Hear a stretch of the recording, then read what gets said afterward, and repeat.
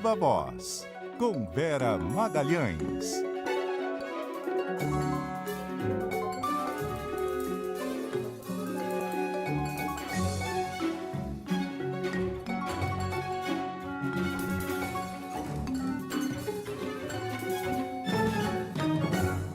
Vera?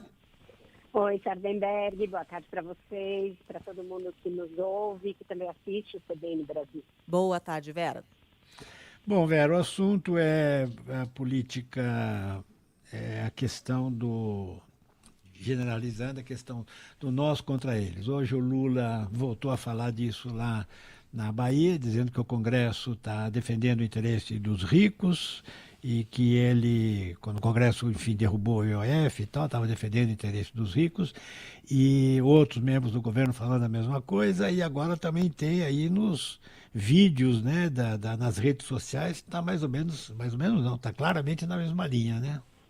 Agora está explícito, né, Sardenberg? Escancararam o que já vinha sendo chamado informalmente ali de estratégia BBB, né, que era falar que o governo, na verdade, sofre oposição de banqueiros, betes e bilionários, e isso apareceu nesses vídeos que começaram a inundar as redes sociais, seja de pessoas ligadas ao PT, seja de parlamentares do partido, integrantes aí da base lulista, todo mundo sendo orientado a entoar esse mesmo discurso dessa maneira bem explícita. Os perfis do governo federal nas redes sociais também foram na mesma linha, com gráficos que mostrariam e falam claramente em queda de braço.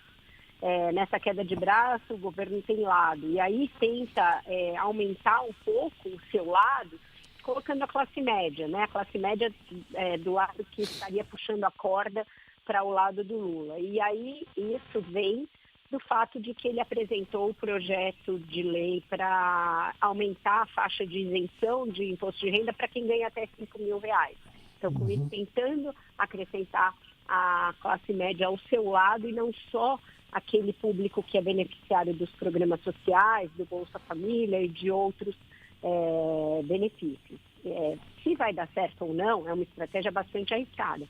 A gente já viu outras roupagens desse discurso do nós contra eles, até você mencionou agora a fala do Alexandre Schwartzman, outras roupagens até mais catastrofistas no passado, que insinuavam que quem ganhasse a eleição, até se fosse a própria Marina Silva, ia tirar o prato de comida da mesa do pobre, aquele tipo de abordagem mais de causar pânico.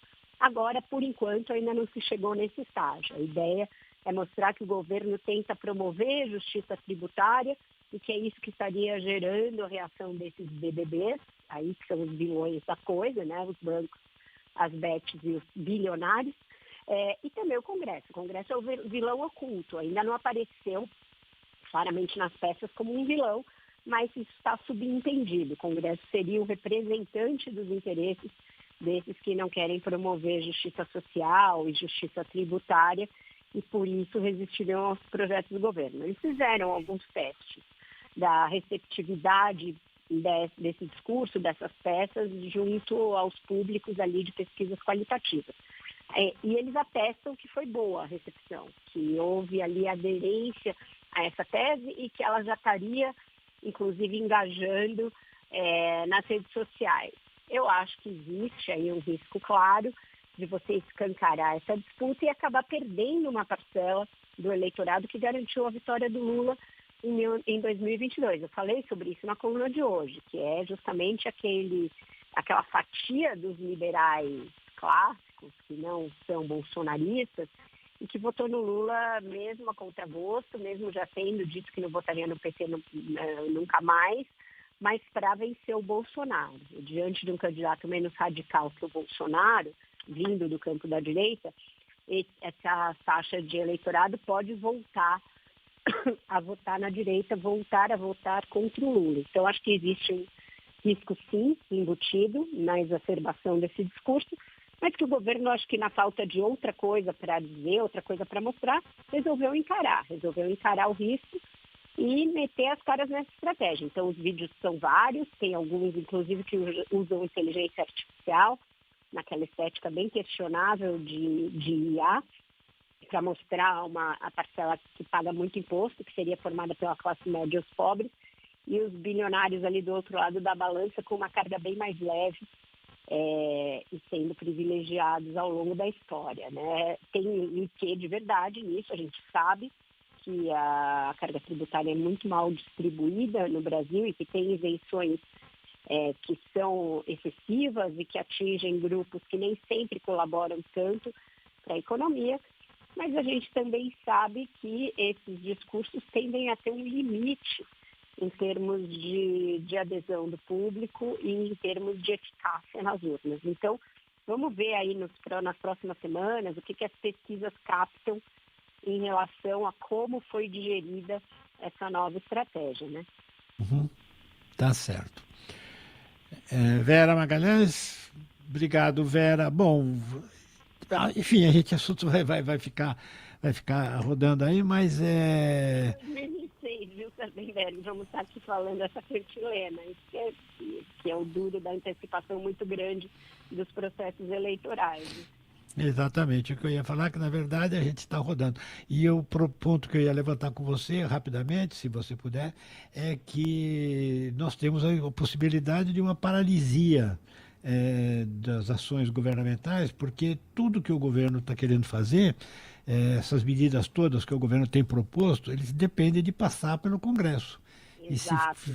Tudo, não tem nada ali que possa ser feito sem o Congresso. Então fica difícil. Tem duas coisas que eu acho que eu posso dizer que eu acho que são mais ou menos novas a partir das minhas conversas mais recentes. A primeira é que o Supremo talvez não caia na armadilha de novo, desempatar uma pinimba em favor do governo, e o que o ministro Alexandre de Moraes está propenso a fazer é uma coisa um pouco diferente, propor uma daquelas audiências de conciliação, tentar fazer alguma coisa em que ele vai empurrando com a barriga e não seja ele a ter de decidir, ainda mais no meio do julgamento da trama golpista.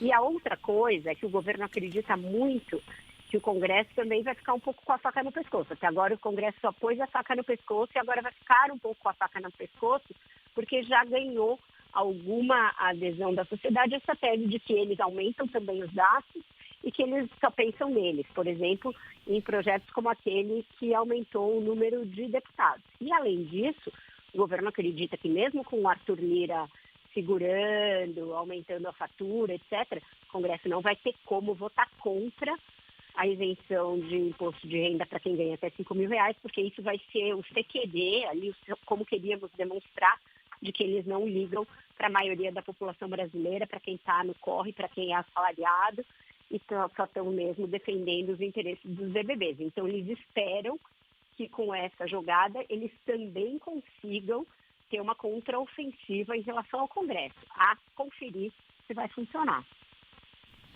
Vera Magalhães, obrigado, Vera. Até amanhã. Até amanhã. Beijo para todos. Até mais, Vera.